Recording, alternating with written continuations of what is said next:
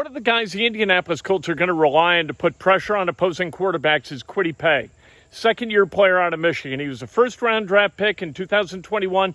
Last year, really didn't live up to his billing. 21st overall pick, he got to the quarterback 4 times.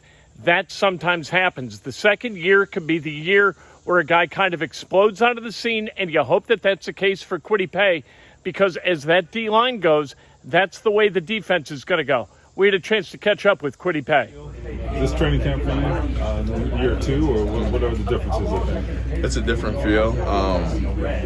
I think the biggest thing for me was having that offseason. Last year, we went straight from combine prep, straight into like rookie mini camp, and then OTAs, and then, straight into camp. But this offseason, I got to really, hone in on my technique, look at film, watch what I didn't do well this past season, and just improve.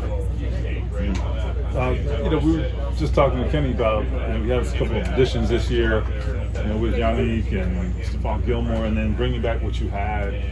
Do you feel like those external expectations for the defense, do you feel like they're justified? Do you guys feel that as well? Oh yeah, I think it's justifiable. I feel like our defense last year was really good, and then we added some really big guys to our defense, to just add to it. Get some off-season work with Buck? Oh yeah, we was down there in Norman, Oklahoma. Not much to do out there in Norman, but I grew up in Norman, Oklahoma, I mean, it's a great campus, but other than that, we were down there working though. Me, Buck, Ben, Starley, who was here last year, who was down with the Chiefs. But yeah, I seen how hard Buck works in the offseason and how well he comes into camp and how in shape he is, and I was like, I have to go down there and get some work with him, and it was extremely good work, watching film with those guys, just learning new stuff, and it was great. How many days? How many days? So right after OTAs was over, so what was that, June 9th? We went down, after June 9th, we went down there, and then we came back maybe like a week ago. Who's got the OU connection in that group?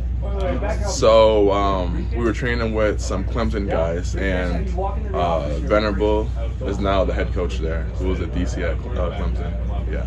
What did you gain from that training and like Coach Eddie and working with Robert Mathis? What did you get from all those different guys? What did you gain from that over this offseason? Really just being better at my technique. I'm a very athletic guy, but I feel like sometimes being athletic can only take you so far. You have to be really precise. Like me, I really want to be precise on my stabs. I'm playing more left this year, so I'm right-handed, so it's going to be a lot easier for me to get my stabs in there.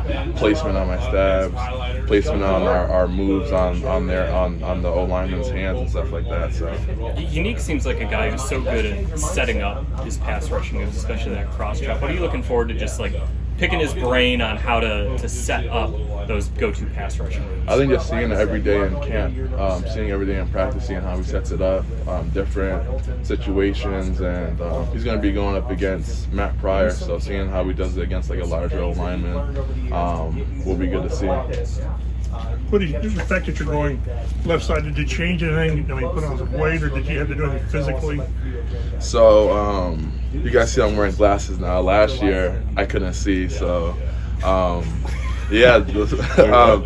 last year, Coach Bay called me and was like, for some reason, when I'm watching film, when you're on the right side, your get-off's a little bit slower than when you're on the left side. I was like, oh yeah, my left side, I can't really I struggle to see. And he was like, yeah, go get that fixed this offseason. So I went and got some glasses, got some contacts, and I'm ready to go. So you weren't blind, but you just didn't see. It was just harder for me to see out of this eye, looking at the ball now. That could be like a big deal. Yeah, well, I didn't know it was like such a big deal until he told me. Yeah. Well, at Michigan, you played kind of all over. Did you feel the effects of that? Were some positions easier to see than others? So at Michigan, it was more man key, so it wasn't really like a big deal. I'm just looking at the man, but last year it was kind of more ball key kind of ish, where I had to like peripher the ball, but it's fixed now. So it's a world of difference now. I mean, Oh yeah, like even like driving at night and stuff. Big difference. Big yeah, exactly. So, I mean, is that common? I've never worn glasses. I don't know, but the vision, you have different levels of vision in each eye. Is that? Yeah. So my right eye was good. So when I'm on the left side looking at the ball, so it's fine that way. But when I was on the right side, it was just a little bit slower. Yeah. so your reaction off the balls might be a little slower.